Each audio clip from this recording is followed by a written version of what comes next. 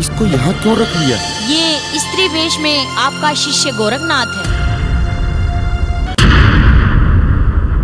प्रणाम गुरुदेव। प्रणाम माता। बेटा गोरख, तुम यहाँ तक आ पहुँचे, इसका मतलब तुम सभी विद्याओं में परिपूर्ण हो चुके हो। गुरुदेव, सब आपके आशीर्वाद का फल है। गुरुदेव, अब यहाँ से चलने की कृपा करें। मुझे कब चलने से इनकार है बेटा, पर अपनी माता मैनांकिनी को समझाओ। उनके राजी होते ही मुझे तुम्हारे साथ चलने में रत्ती भर भी बाधा नहीं। गुरुदेव, चलना तो चाहते हैं, पर माता मैनांकिनी को नाराज करने के पक्ष में नहीं है, इसलिए ही तो मेरे कंधों पर भार डाल रहे हैं। अगर गोरख अपने गुरु को यहाँ से ले गया तो बड़ी परेशानी होगी। क्यों ना इसे भी तिरिया राज के जाल में फंसा लूं। बेटा गोरख, तुम काफी दिनों से सफर में थक गए होगे, कुछ पल के लिए यहाँ विश्राम कर लो, फिर बाद में बातें करेंगे। जैसी आज्ञा माता।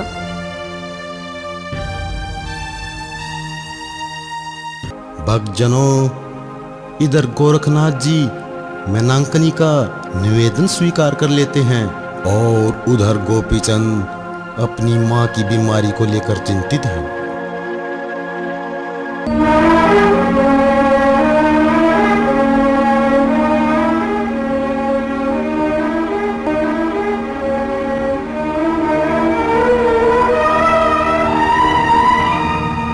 माँ, आप दिन प्रतिदिन कमजोर होती जा रही हैं। कोई कारण समझ में नहीं आ रहा। मेरे लाडले, मैं तुम्हें अमरत्व दिलाकर चिरंजीवी कराना चाहती थी, परंतु तुमने घर आए संत का आशीर्वाद भी प्राप्त नहीं किया। मुझे इसी बात का दुख है और यही मेरी बीमारी का कारण है।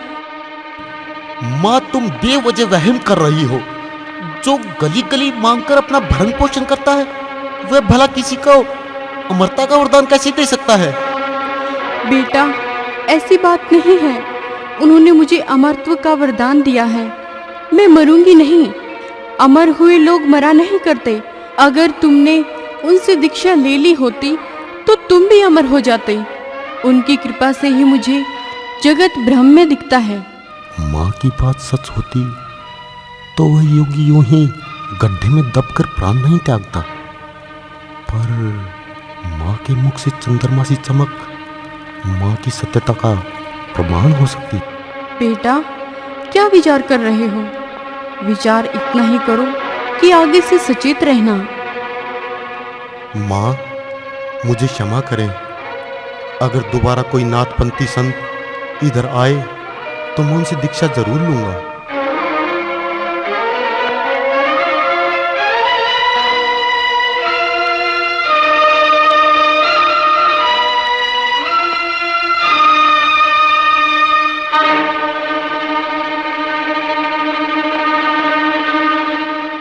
महाराज, एक सिद्ध योगी आपसे मिलना चाहते हैं। ठीक है, उन्हें आदर सहित दरबार में ले आओ। माँ को भी दरबार में बुलवा लेता हूँ, शायद माँ प्रसन्न होगी। मंत्री जी, माता को दरबार में बुला कर लाओ।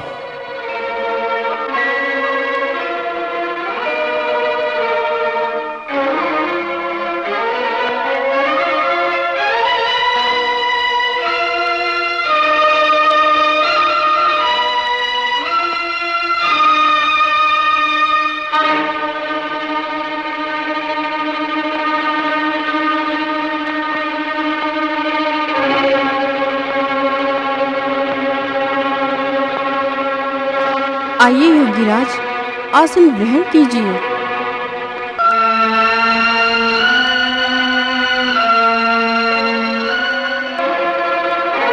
हमारे अहोभाग्य जो आप यहाँ पधारे।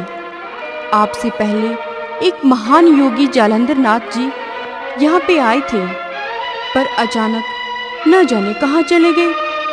उन्होंने मुझे अपनी शिष्य बनाया था और मुझे अमृतत्व प्रदान किया था।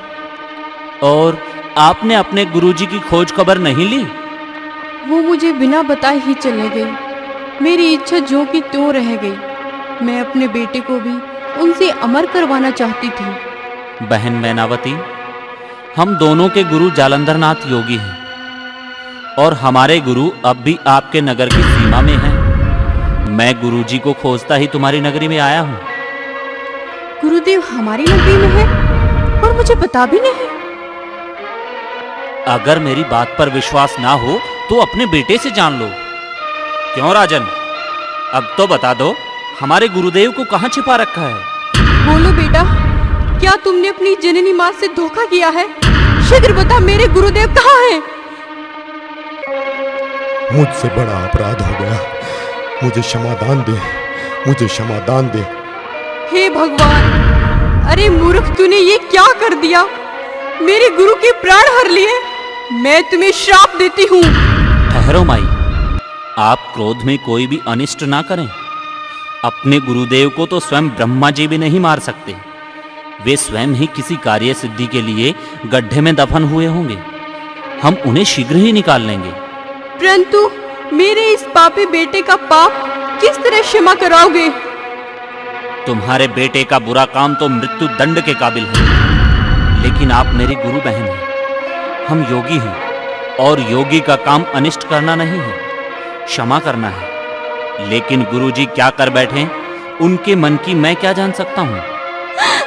हे मेरे गुरु भाई, अब तुम ही मेरे बेटे को किसी तरह बचा सकते हो। मैं तुम्हारे बेटे को बचाने का उपाय सोचता हूँ। बहन, एक काम करो, तुम अपने बेटे के सोने के 5 बुत बनवाओ। बुत बिल्कुल तुम्हारे बेटे जैसे ही दिखने चाहिए। उन बुतों के बनने के बाद हम उन बुतों को वहां पर लेकर जाएंगे जहां गुरुदेव दबे हुए हैं। मंत्री जी, ये कार्य जल्द से जल्द संपन्न करो और मेरे गुरु भाई की ठहरने की व्यवस्था करो।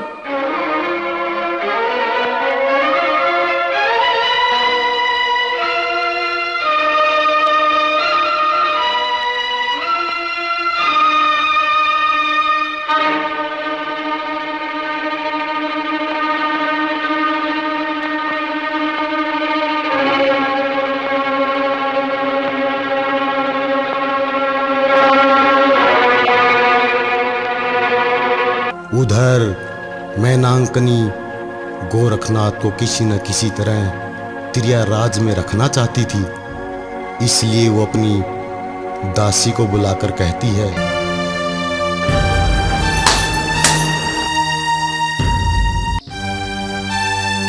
सुनैना, अतिथि गृह में गोरखनाथ आया।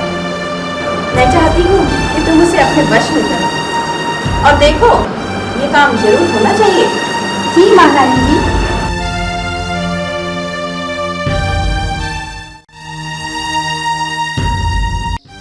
प्रणाम योगीराज। प्रणाम। योगीराज, मैं आपकी सेवा के लिए हाजिर हूँ। कहिए, क्या चीज पेश करूँ? तन, मन, धन, तीनों चीज हाजिर हैं। देवी, तन तो नाशवान होता है, उसका लेकर मैं क्या करूँगा? मन तुम्हारा दिशाहीन है, इसे भगवान में लगाओ। धन की इच्छा भला सच्चा साधु कैसे कर सकता है?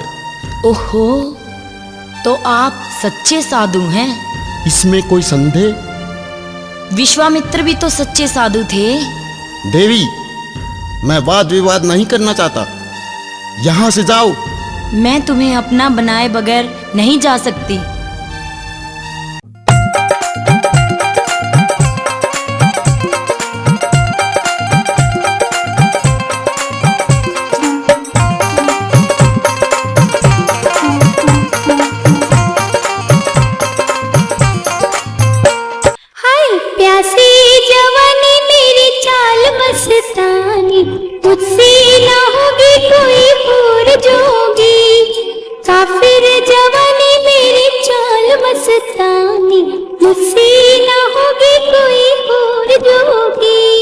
सुन ओ दीवानी न करो मन मानी, रहते हैं परियों से दूर जोगी।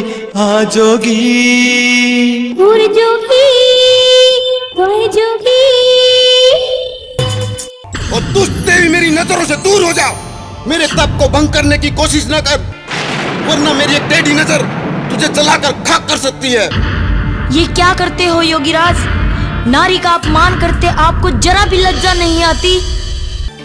नारी का मान सम्मान स्वयं उसके हाथों में होता है। अपना अपमान भी करवा रही हो और मुझे लज्जा के लिए कह रही हो। मुझे क्षमा करें योगीराज, मैं तो सिर्फ आदेश का पालन कर रही हूँ। मैं अपना अपराध स्वीकार करती हूँ। तुमने इतना बड़ा अपराध ही नहीं किया जो क्षमा योग्य ना हो। जाओ और माता को कहना मैं अपने गुरु को लेने आया हूँ और उन्हें लेकर ही जाऊंगा। प्रणाम। योगीराज, क्या आपको विश्वास है कि जालेंद्र नाथ जी सकुशल होंगे? राजन, मैंने पहले भी कहा था, गुरुदेव जरूर किसी कार्य हेतु जमीन में दबे हुए हैं, वरना ब्रह्मा जी भी उनका अनिष्ट नहीं कर सकते। भगवान आपकी वाणी को सत्य करे। राजन, सिपाहियों को आदेश दें और इन्हें समझाएं कि मिट्टी सावधानी से हटाएं। मंत्री जी, कार्य शुरू किया जाए और सावधानी पूर्वक गड्ढा खोदा जाए। आप निश्चिंत रहे राजन, योगी के शरीर को जरा भी खरोंच नहीं आएगी।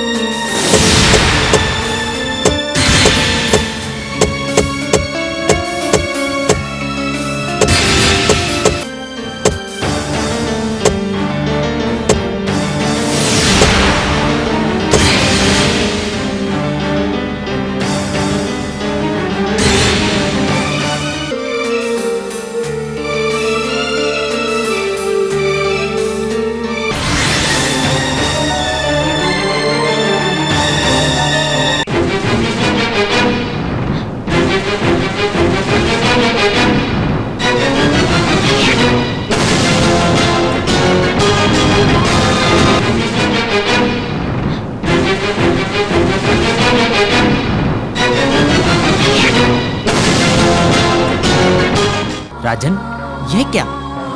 आपके सिपाहियों से जरा भी गड्ढा नहीं खोदा गया? मंत्री जी, आदेश महाराज। अब भी तुम्हें मेरे आदेश की प्रतीक्षा है? इन कामचोर सिपाहियों ने हमारी आज्ञा न मानकर घोर दंडनीय अपराध किया है। महाराज, हमें क्षमा करें, क्षमा करें महाराज। हमने तो गड्ढा कई बार खोद लिया, पर न जाने कैसे दोबारा भर जाता है। ये चारों तरफ मिट्टी का ढेर देखो, ये हमारी सत्यता को प्रमाणित करता है। राजन, मुझे इनकी बातें सत्य नजर आ रही हैं। मंत्री जी, सिपाहियों को क्षमा करें और इन्हें दोबारा काम पर लगाएं।